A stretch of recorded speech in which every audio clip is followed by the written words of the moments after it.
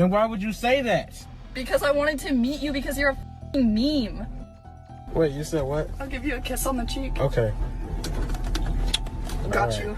Let me tell you about someone who could easily top the charts as one of the internet's most bizarre figures.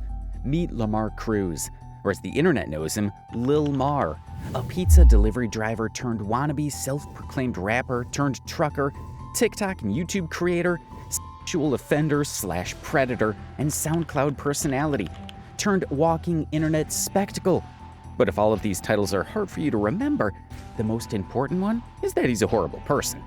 If there's one thing Lamar knows how to do, it's make himself unforgettable. But not in the way you'd hope. People always asking me, where do you see yourself in 10 years? Like, buddy, I'm just trying to make it to Friday. For a man who only saw himself making it to Friday, he has quite the rap sheet. Lamar's story is a wild one that starts with a type of frame most people wouldn't want. It peaks with meme-worthy absurdities and descends into some of the darkest corners of internet notoriety, involving predatory behavior, criminal charges, and failed attempts at redemption. From his earliest attempts at fame to the controversies that solidified his infamy, Lil Mar seems to believe that his actions have somehow made him a star. Isn't it crazy how the internet's been trying to cancel me for like 7 years? And yet here I am, still winning. Lamar Cruz hails from South Carolina, where he spent his early years in relative obscurity.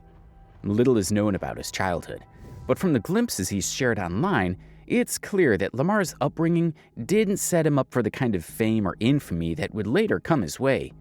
His early years were unremarkable by most indications. Small-town life, minimal opportunities, and an outsized imagination. Growing up, he was an average kid in a small town, big dreams, despite having little to ground them in reality.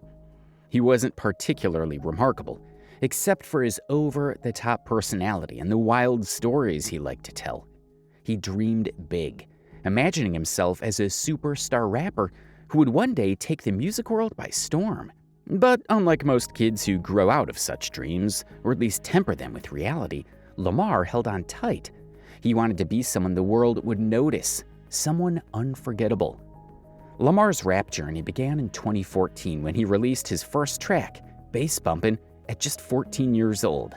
Let's get it. Bass bumping, bass bumping. What's up? You know we always get the bass bumping. Cruising down the street with the bass bumping. We even got people in their house jumping. It was a modest effort with low production quality, a generic beat and lyrics that felt more like diary entries than actual music. Still, it marked the start of his self-proclaimed rap career. Not one to be discouraged by lack of attention, Lamar kept at it, uploading track after track to platforms like SoundCloud and YouTube. By 2018, he had expanded his catalog with bangers like Do the Mar, Body Count, and Silly Head. No X like Mar. Pull up in that whip like Mar. Cream all of my dick like Mar. I fuck on that bitch, raise her body count. Fuck on that bitch, raise her body count. I fuck on that bitch, raise her body count. Fuck on that bitch, raise her. These tracks gained a kind of attention Lamar hadn't anticipated. Instead of being celebrated as the next big rapper, social media latched onto his eccentric style and lackluster performances, sharing his work ironically. Unaware of the derision behind his newfound fame, Lamar mistook the laughs for love. He leaned into the joke without realizing he was the punchline. Do the Mar became a viral sensation, not because it was a masterpiece, but because it was so bad that it was good. Yeah, Lil Mar and this, you know what the f going on. All 2018 gonna have your bitch doing the Mar. Nah, for real. Yeah, do the Mar. Yeah, do the Mar. Yeah, whoa. That way. Videos of people mockingly dancing to the track and mimicking his awkward flow flooded TikTok and YouTube. Lamar, however, saw this as confirmation that he was on the brink of rap stardom. However, he would become famous for something totally different. In June 2018, a week before his 18th birthday, Lamar decided it was time to shed the virgin label, but rather than relying on romance or even a casual fling, he took a more transactional approach. For $60, he hired a prostitute and documented the entire experience like it was the Grammy-winning moment of his career. And when I say documented, I mean he didn't hold back. Yo, you broke niggas calling me an L. Y'all can't just go to a motherfucking ATM, take $60 out your motherfucking bank account to spend on anything, let alone fuck 'em. So y'all need to shut the fuck up, broke ass nigga. Damn, shorty out here in the middle of nowhere on a fucking dead end at this weird looking creepy hotel. Wish me luck. The destination is on your right. Woo! I did it. I lost my virginity. Woo! Yo, hold up. Who a virgin? Who a virgin? Ain't no motherfucking virgin in this car. Not no more, there ain't. You know what the going on? Stop blaming me, bro. Ain't no fucking virgin no more. Yeah, when you bitches, you get hungry. But y'all niggas wouldn't know that because all y'all niggas some virgins. He hyped it up like he just won a championship.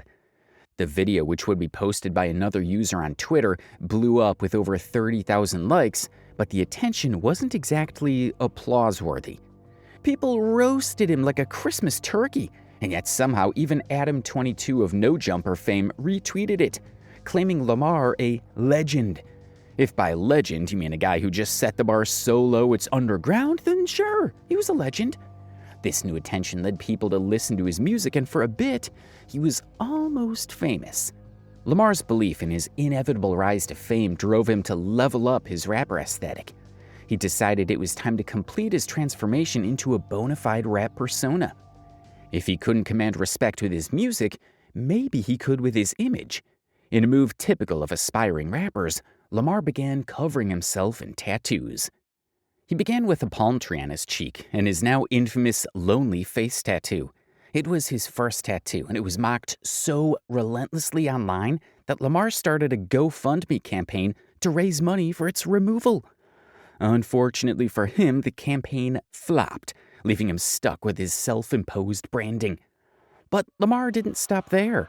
Next came a SpongeBob and Patrick tattoo across his stomach, solidifying his reputation as someone who didn't take himself or his body art seriously. On his cheek, he added a palm tree, a confusing choice that seemed to have no particular meaning beyond aesthetics. His tattoos became emblematic of his desperation to be seen as unique and edgy, but to the internet, they were yet another punchline. Despite the relentless ridicule, Lamar leaned further into his attempts at reinvention. He'd frequently post shirtless photos online, showing off his tattoos as if they were badges of honor. He boasted about his ink in interviews and on social media, claiming they represented his journey and struggles. To him, they were proof that he was living the rapper lifestyle. To everyone else, they were proof that he didn't understand the joke.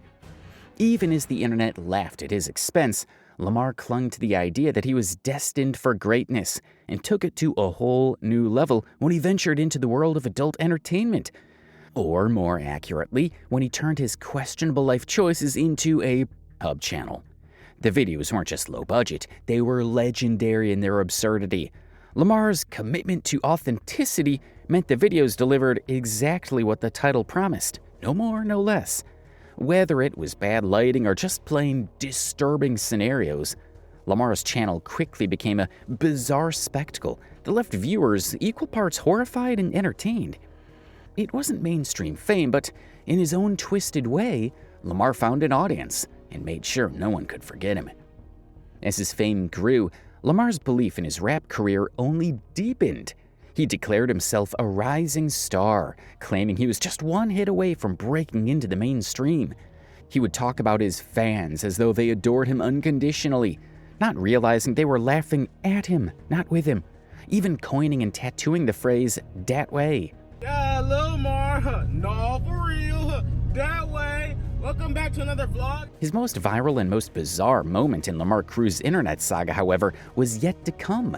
This video began when Lamar filmed himself going to get a burger. Today, I'm on my way to McDonald's because I'm actually, okay, now this is gonna sound really weird, but I'm about to have with a McChicken because, like literally, I'm about to use it as a toy, and I'm gonna come in it and I'm gonna upload it on my Hub channel because, as you all know, I need some new videos, and well, just basically, honestly, like I just haven't found like any girls recently that have. Like I think it's been like almost a month since I caught my last body. It was like the 20th of August.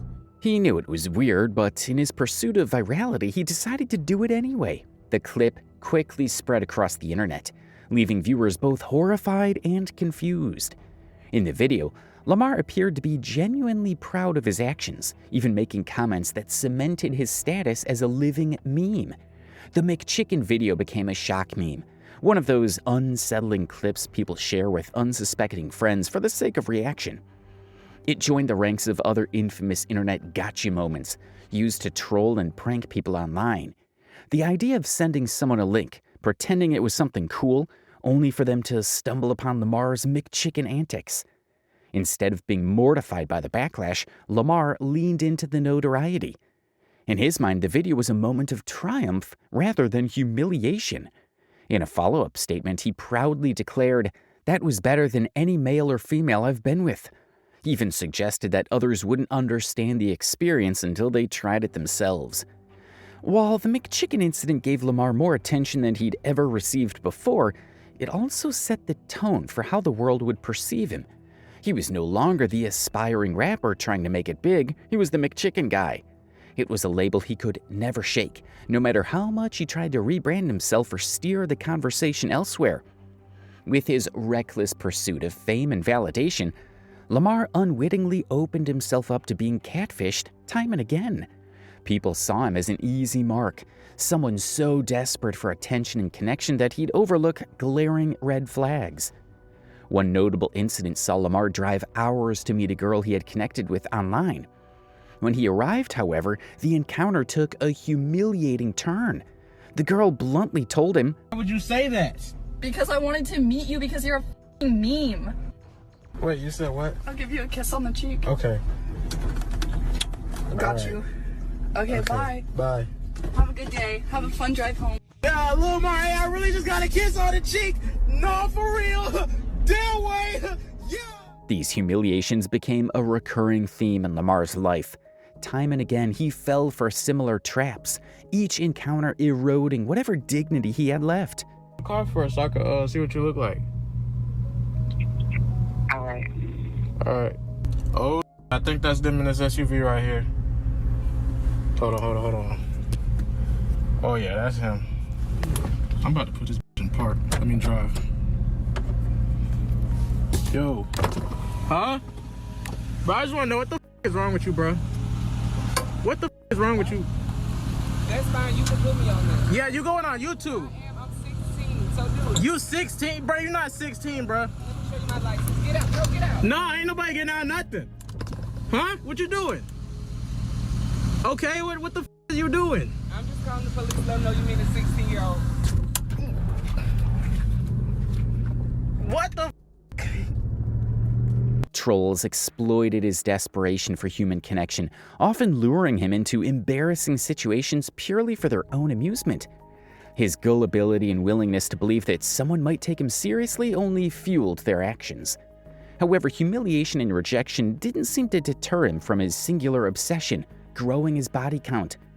Lamar carefully documented every encounter he had, compiling a detailed list that included specifics like the race, payment amount, location, and even the age of his partners. This list wasn't just a record, it was his ultimate form of validation. I think it's been like almost a month since I caught my last body. It was like the 20th of August.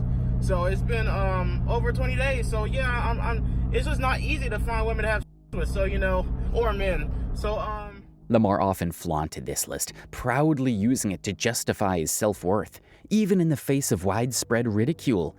Online criticism of his behavior was dismissed with a simple retort, "My body count is higher than yours." This fixation on the numbers overshadowed any sense of morality or decency, as he saw every addition to the list as a personal victory. The lengths Lamar went to increase his body count only deepened his notoriety. He was unbothered by the implications of his actions, prioritizing his list over the humanity of the individuals involved.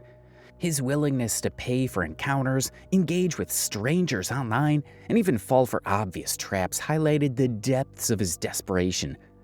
Lamar Cruz's life took a deeply disturbing turn in 2019, marking the beginning of his descent into criminal notoriety. That year, Lamar and an associate, Randall Huff, were charged with the assault of a 12-year-old girl. The crime took place in a Walmart parking lot after what was initially intended to be a double date. And today, I'm gonna be talking about the time where I met up with a 12-year-old. But wait! According to reports, one of the victim's friends withdrew from the situation, unknowingly saving herself from the predatory intentions of Lamar and Randall. The aftermath of the assault was shocking. Following the crime, the victim accompanied Lamar and Randall into the Walmart, where she spotted police officers and bravely informed them of what had just occurred. Both men were arrested on the spot. Despite the gravity of the crime, the justice system's handling of the case drew widespread criticism. At the time of the assault, Lamar was 19 years old, legally an adult. However, he was charged as a youthful offender, a designation typically reserved for juveniles or young adults whose crimes might be seen as out of character or influenced by immaturity. This decision allowed Lamar to avoid the harsher penalties typically associated with such offenses. In the end, he served only 4 months in jail, which was a lenient sentence given the severity of the charges. Lamar's brief incarceration did little to reform him. After his release, he continued to exhibit the same predatory behavior that had landed him in trouble in the first place.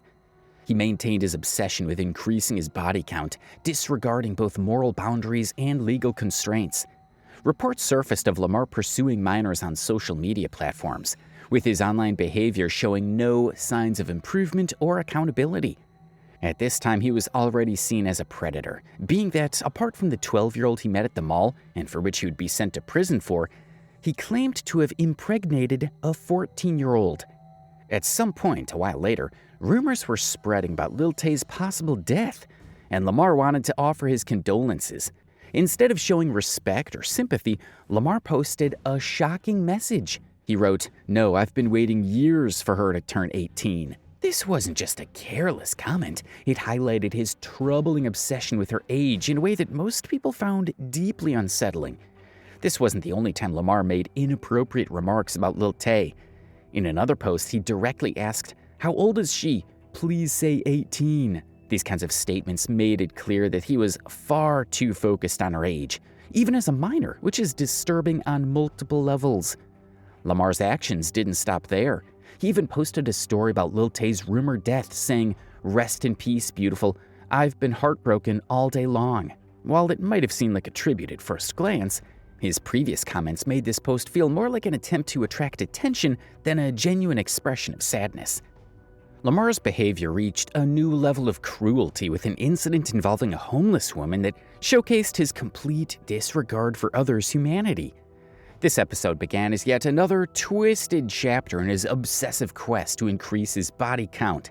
Number 2, abandoning the homeless girl. Most of y'all know about this. It went kind of viral.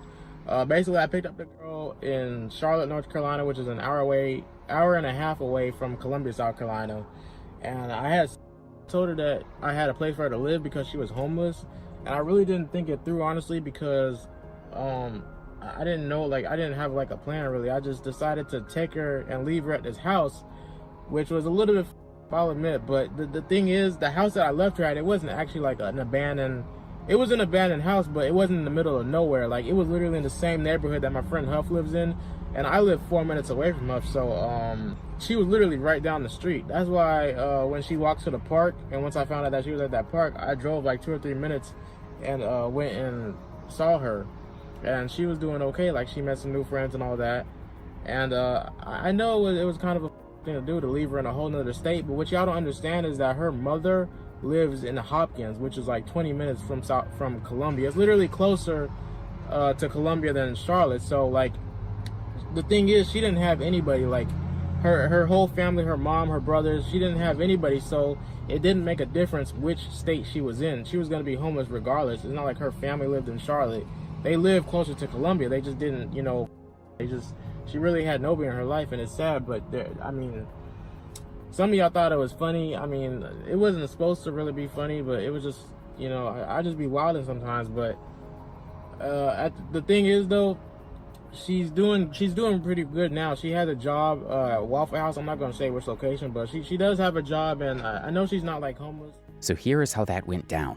It started when Lamar encountered a homeless woman and offered her what seemed like a chance to escape her dire circumstances.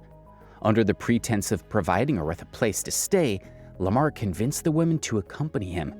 Lamar, however, had other intentions. "She's asleep, I should push her onto the highway. I don't know where else to leave her at. I feel like vomiting, it was that bad."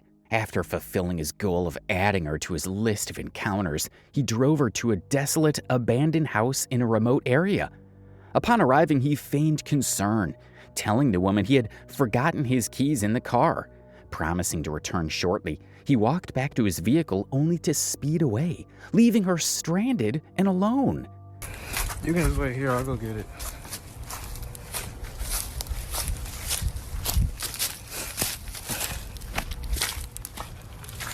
Not really. Drive, Mark, drive. Drive. Here we go. Woo! I really thought she was gonna be able to live with me. Stupid, dumb thought. She got my whole mother car smelling like goddamn fish. No cat, bro. This shit is ridiculous, bro. That was the worst shit ever. The sheer cruelty of the act was made worse by Lamar's own commentary about it afterward. He later recounted the incident with shocking nonchalance, laughing about how she had believed his lies.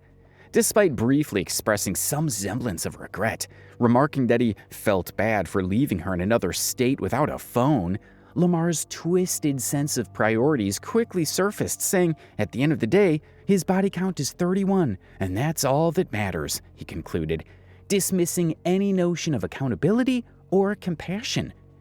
It was a calculated act that revealed a profound lack of empathy, leaving yet another person devastated in the wake of his relentless pursuit of infamy. Shortly after, Lamar announced his retirement from soliciting prostitutes.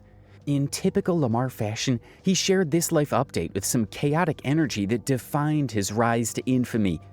He admitted that he wasn't finding any pleasure in it anymore, citing anxiety and, well, other personal performance issues. He claimed that driving for over an hour for hookups had lost its appeal, adding, "This isn't for me." Lamar even took it a step further, declaring himself asexual, a conclusion he reached after realizing the whole ordeal just turned him off. Of course, the internet wasn't buying it, but Lamar had moved on to other wild stunts, proving his commitment to chasing clout at any cost was far from over. After serving his brief stint in jail for the Walmart incident, Lamar Cruz attempted to piece his life back together, though his efforts at redemption seemed more performative than genuine. Lamar, no, for real. That way. Yeah, welcome back to the YouTube video, guys, and this is gonna be a quick little video explaining my absence. As you guys know, I've been gone for about 4 whole months.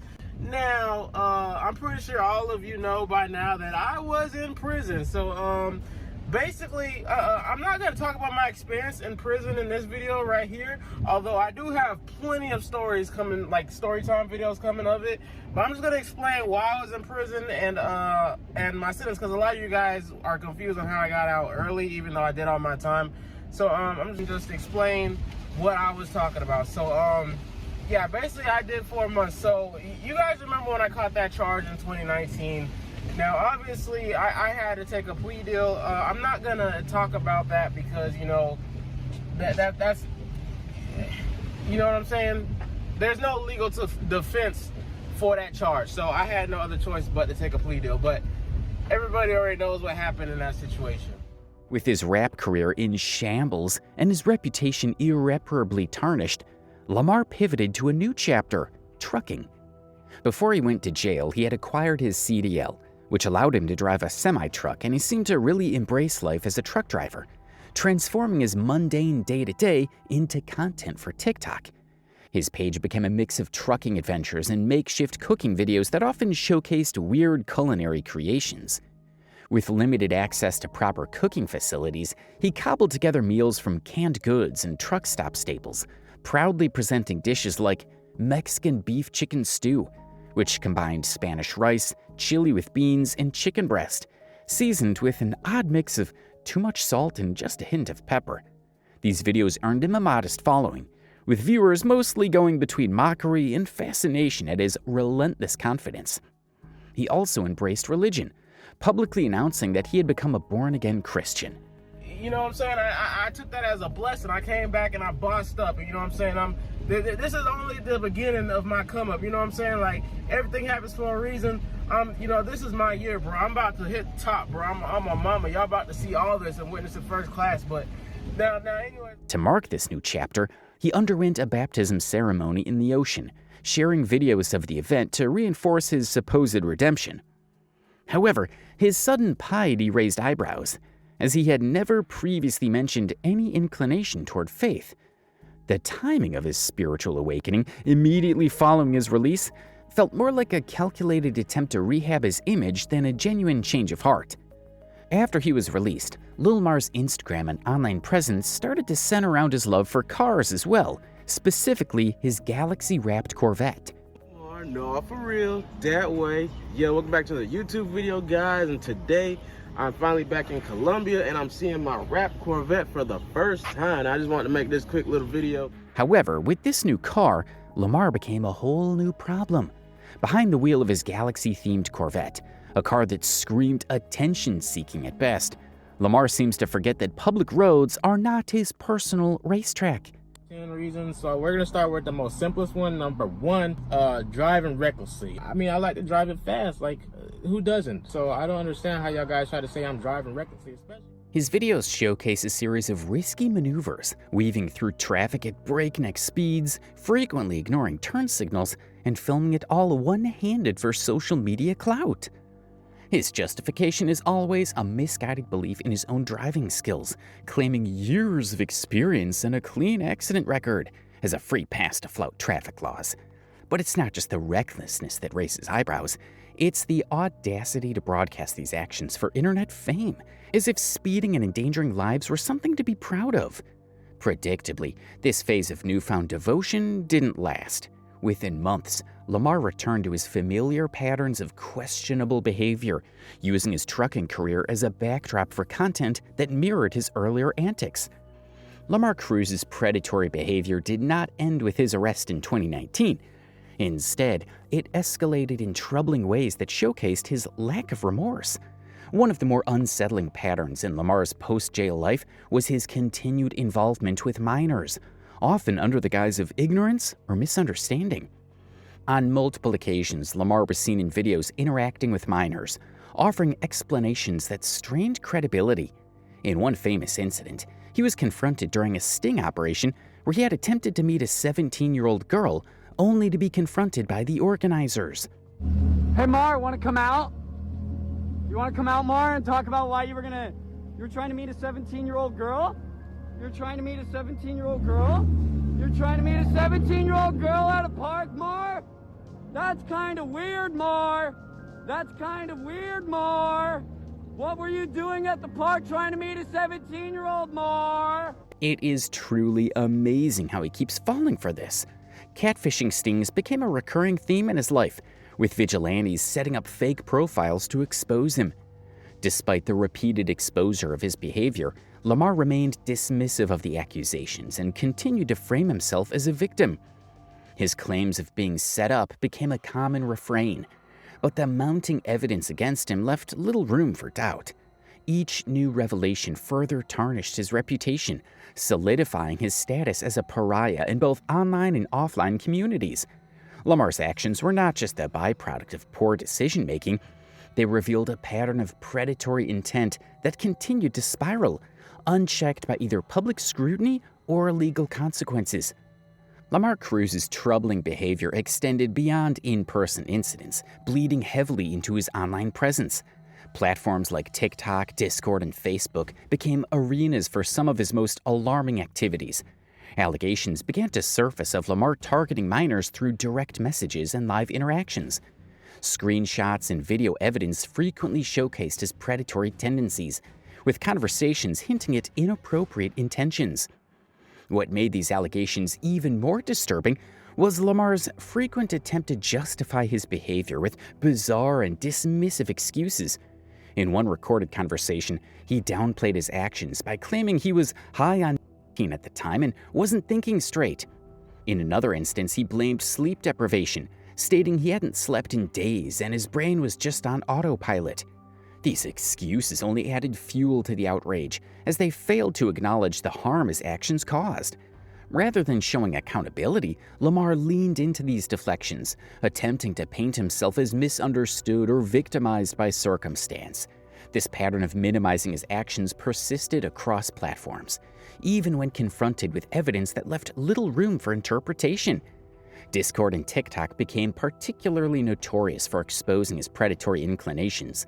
In one exchange, a minor explicitly stated their age, to which Lamar casually replied, "That's cool, we can still be friends, right?" Lamar's detachment from morality further complicates his psyche. His actions consistently reflect a lack of empathy and disregard for the well-being of others. From abandoning a homeless woman after luring her with false promises to boasting about manipulating situations to increase his body count, Lamar demonstrated a chilling indifference to the harm he inflicted. Perhaps the craziest part of the story so far was when he was banned from an entire country, Canada. The ban stems from an incident where he attempted to cross the Canadian border but was denied entry after a background check flagged his history. You see, at this point, his criminal record included a conviction related to the exploitation of minors, which immediately raised red flags with Canadian authorities. Lamar's actions leading up to the trip added to the suspicion as well. Social media posts showed his excitement about going to Canada, with comments hinting at the country's lower age of consent laws, which was 16. He even planned his stay meticulously, securing a rental car and booking a hotel room listed for 2 adults, which suggested he might not have been traveling alone. Some rumors circulated that he was planning to meet a minor in Canada, although these claims remain unverified. However, after posting about his excitement for the trip, someone pointed out that dating minors is illegal in Canada too. His response was a disappointed, "Damn." When Lamar arrived at the border, Canadian border agents detained him, citing his criminal record as the reason for his denial. He later shared his frustration on social media, posing, "WTF, I just tried to enter Canada. I was handcuffed and refused entry because of my charge. They treated me like a criminal and told me I would never be allowed in their country." While Lamar later claimed that the entire ordeal was a prank meant to fool his followers, the level of preparation, booking hotels, renting a car, and obtaining a passport suggested otherwise. Whether or not his intentions was lying, Canadian authorities were firm in their decision to bar him from entering the country, especially with concerns about his past behavior and potential risks. And so, despite everything, Lamar Cruz remains active on social media, unapologetic and seemingly unfazed by the controversies surrounding him. His posts continue, but the internet hasn't forgotten or forgiven. Each update he shares is met with relentless criticism and disdain, as his audience grows more vocal in their disapproval. One of the most recent instances of this backlash came in early 2023, when Lamar went live on Instagram from a hospital bed. The live stream, intended to perhaps gain sympathy, instead became a viral moment for all the wrong reasons. Viewers flooded the chat with mocking comments like, "Die bruh," "Mar you ugly AF," and "alcohol or car." Screenshots of the live stream quickly spread to Twitter and Instagram, where they took on a life of their own. By April and May of 2023, these screenshots became a meme format, with creators using a crude edit to transform Lamar into bizarre, ironic figures. From making him look like a bug or Mario to covering him in mold, the internet reimagined the scene in increasingly absurd ways, recaptioning the chat messages to fit their themes. It can also be said that the internet's amplification of Lamar's notoriety also contributed to his evasion of full accountability. The very platform that exposed his misdeeds also provided him with an audience willing to overlook or dismiss his behavior as part of his character. Lamar Cruz's story remains unsolved, with his online antics continuing despite public outrage and legal repercussions. Whether he will ever face the full consequences of his actions is still up for debate.